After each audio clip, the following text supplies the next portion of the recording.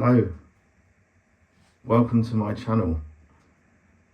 I'm the Mystery Faster, and the reason that I'm keeping it mysterious is because, well, I'm not sure if it's going to be a success. So I thought I'd begin as I mean to go on, really, anonymously. But hopefully you'll join me on this interesting journey. Today is New Year's Eve on the 25th year of our Lord. And yeah, I mean, most people right now, I think it's about 4 o'clock, something like that, they're probably getting ready to do what I normally do, and that is to go out and really smash the granny out of it with, as much alcohol and, fun stuff that you can possibly get your hands on. And that's great and everything, but at some point I think you kind of have to ask yourself, how am I doing? Is the cycle working out for me? Obviously the exercise cycle isn't working out for me, but is the cycle of going out and kind of getting drunk and doing all the things we all like to do. I mean, it's fine because most of the time you can get away with it, but it's like when you can't and you start to feel a bit sort of like not fully well, or not fully kind of fit, then it's like, okay, it might be time for a change. But the thing is, the reason for this channel really existing is because I just thought there's a few things about doing something like this which have to be kind of sorted out first. Otherwise you're probably just going to get a few days down the road and just sort of jack it in, because let's face it, it's not going to be the most fun time you've ever had in your life, and there's got to be a reason and a need to do it.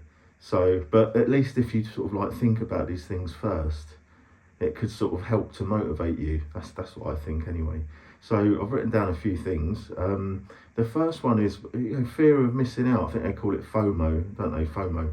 So fear of missing out on the things that you're going to not be doing, like fear of missing out on eating the kind of food you really like to eat, which is not always the most healthy, and going out, socializing, all the things that go along with that, which is we all love it, it's great, but I mean at some point you've got to think to yourself, if I'm going to succeed in, say, like a big kind of health kick, then I've got to really wind that in for a while. Now, one of the things that's going to be really difficult is if you feel like it's a real you're really deprived, you feel like, oh, I'm just completely missing out on all that stuff that I wish I could sort of be a part of it.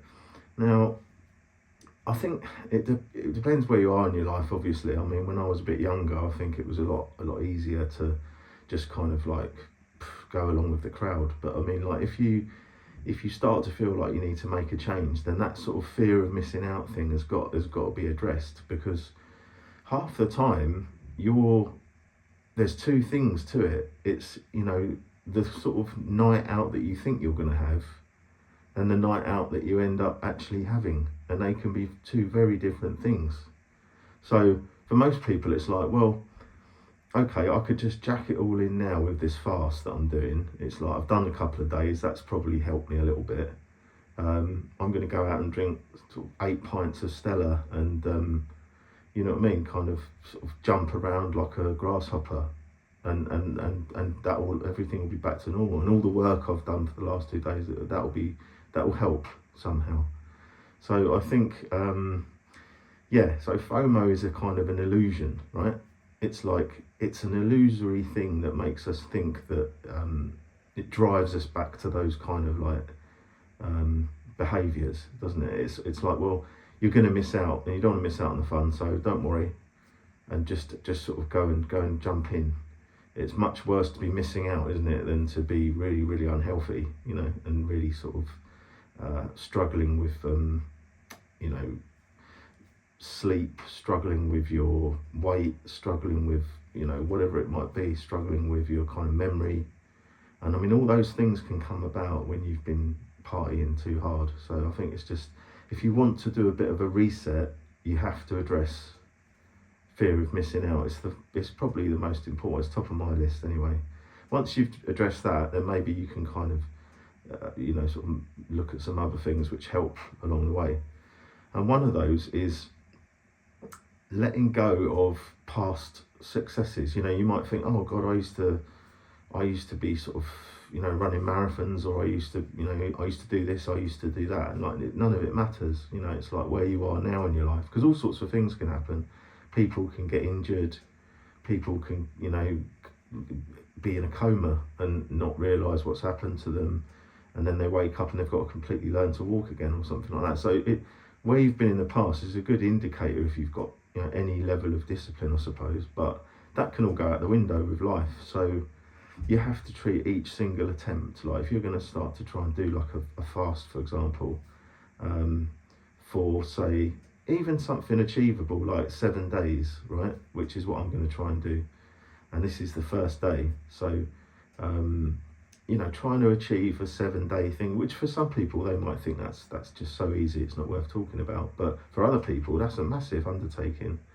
And like the first thing to think about is you are where you are right now. You're starting at the starting line, and it doesn't matter if you've succeeded before.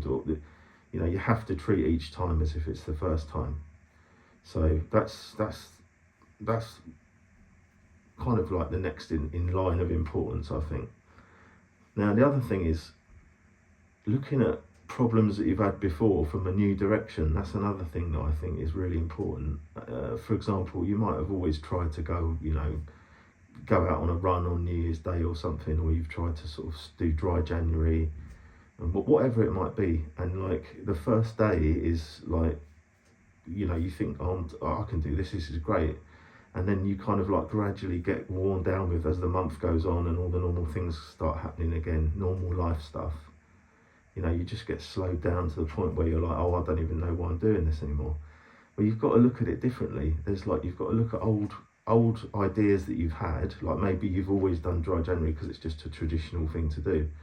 Well, you can take that and turn it on its head and just do a dry, whatever month it is. But you have to think about like, how do I see this thing? Is it something that I'm going to go through as like a kind of an ordeal? And I've got to resist the temptation to just call it all off? Or are you going to see it like, oh, actually, this is like a really cool journey that I'm going to go through, like a sort of transformation. Like I'm going to experience things. I'm going to conquer things.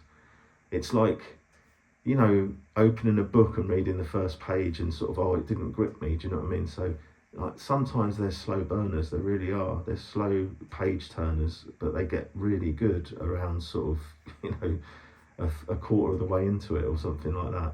And yeah, just look at things a little bit differently. Like it's not actually a kind of thing you're going through. It's not an ordeal.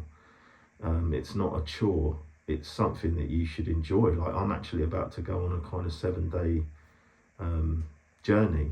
And the thing is, things happen on journeys sometimes that you don't even expect. Like you think, oh, this could be, possibly the most boring video anyone could ever watch, talking about going on a fast. But things happen when you go on a fast. Now, I happen to have done fasts before, so I know that. But I mean, for someone who's just starting out, they might think this is just about like depriving myself and then waiting for like sort of some sort of result to happen. It's not like that at all. All sorts of interesting things happen to you when you don't eat for 7 days, and some of them are like not physical. Some of them are things that the way you see, literally the way you see when you look out of your eyes can change, and the way you think about things can change. So but we'll get into that on a later video. But I mean, basically I just wanted to introduce this channel, I suppose. I've got no idea if anyone's going to watch it. I think it might be interesting just to sort of talk about a few different aspects of it, not like the kind of, there's plenty of other resources out there obviously for people who know all about the the sort of physiology of it and everything, and the medical side and all of that stuff. But I'm just going to talk about it from the side of how I'm some interesting things that might happen along the way, basically. So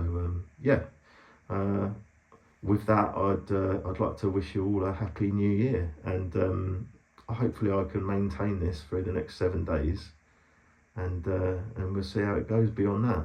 So thanks for watching if you made it to the end of the video, and please like and subscribe below, and yeah, hopefully we'll get a few interesting comments and maybe people who are going to come along for the ride. Okay, thanks very much for tuning in. Bye for now.